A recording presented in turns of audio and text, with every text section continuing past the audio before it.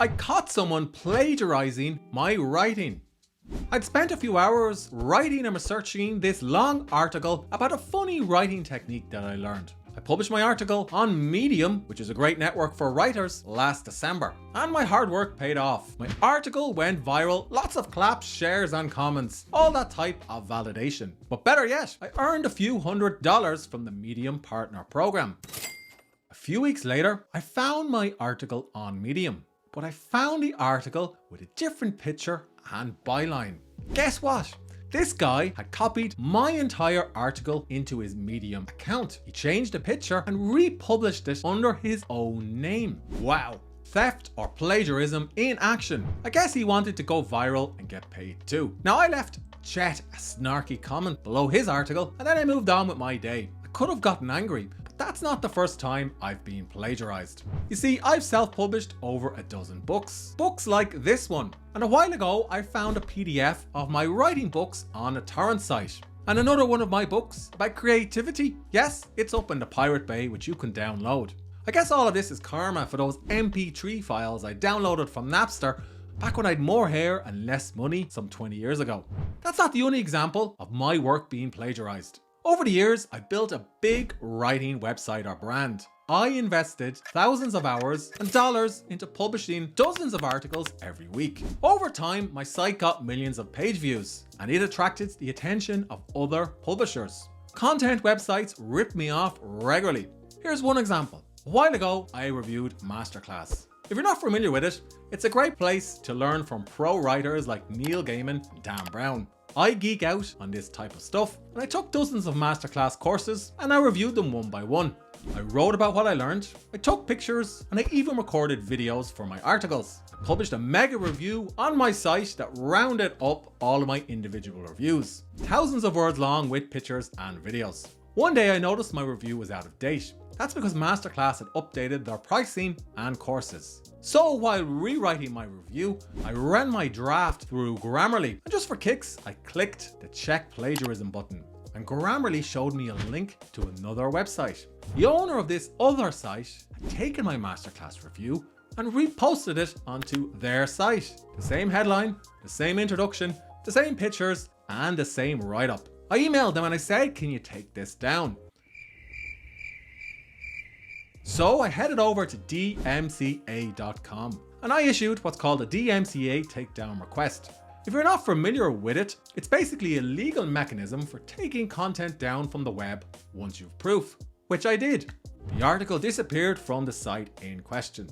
Chances are somebody is republishing my content right now, all in effort to make money. AI certainly is. In fact, I logged into my web stats the other day, and guess what?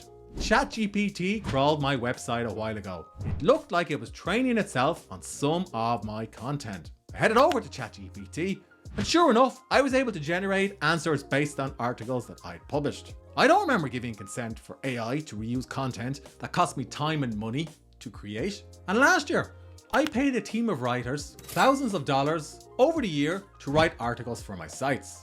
Today, information from these articles appears at the top of Google search results under its rather unhelpful sources across the web tab. That's unhelpful for publishers like me because I get less traffic from that tab. You've got to look further down the page to find links to my articles. That means less traffic, which means less revenue. And Google's new search generative experience, which they're rolling out, well, it looks to me like it's paraphrasing content from website publishers like me, putting it on page 0. SEO expert Rand Fishkin summarized the problem nicely in this tweet. He explained how Google AI is scraping content from his site SparkToro from one of his articles and putting the link further down on page 0. Welcome to the world of zero-click marketing, where we get paid less for creating more. A world where Google gets to use content from smaller publishers, but keeps more of the traffic for itself. Look, the verdict is still out on SGE, but many publishers are up in arms. Less traffic means less revenue to invest back in hiring writers and editors. Now I get that Google wants to organize the world's information, but taking other people's content, respinning it and using it to keep people on page 0? Well, arguably paraphrasing and spinning content is a type of plagiarism too. But hey, Google doesn't owe me any traffic, and Google says it's here to help, not hinder publishers. We'll see. That's how the content publishing game works these days. So what should you do about plagiarism?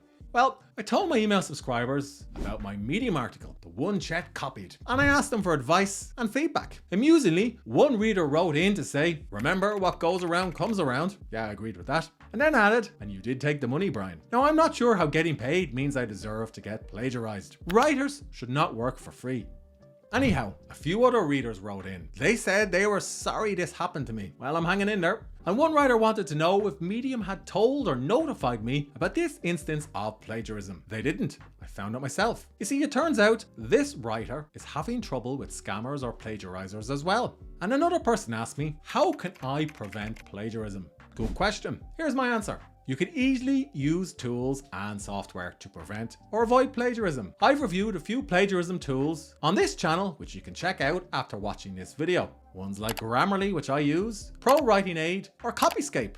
The all of plagiarism checker is built in. Grammarly is the easiest and fastest to use for once-off articles. Copyscape, that's good for checking plagiarism at scale. For example, if you're running a content website. And if you stumble across some plagiarism, you can always head over to dmca.com and issue a DMCA takedown request. Losing traffic because of AI, that's painful and stressful, but I try not to lose too much sleep or hair worrying about plagiarizers and AI bots. And I'm certainly not embarking on any expensive litigation cases. Those DMCA takedown requests only take me a few minutes. You see, a while ago, I read a great book all about ethical versus unethical theft. It's called Steal Like an Artist by blogger Austin Kleon from Texas. He cites a great quote from the director of The Godfather, Francis Ford Coppola. Francis Ford says, "We want you to take from us. We want you at first to steal from us because you can't steal. You will take what we give you and you will put it in your own voice, and that's how you'll find your voice. That's how you begin, and then one day someone will steal from you."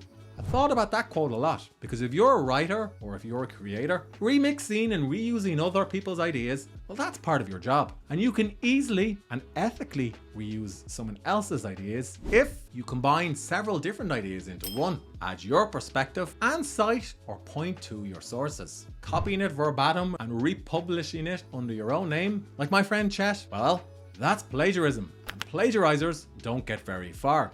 They either get found out or they run out of road. That article I wrote on Medium, the one Chet ripped off, that article was one of a series. This series was all part of a big promotion for one of my new writing courses. And I earned several $1,000s and attracted some high quality clients for my launch. And that writer, copying one of my articles from that launch, well, he was basically taking a single piece from a jigsaw puzzle, passing it off as a finished work. That'll never work.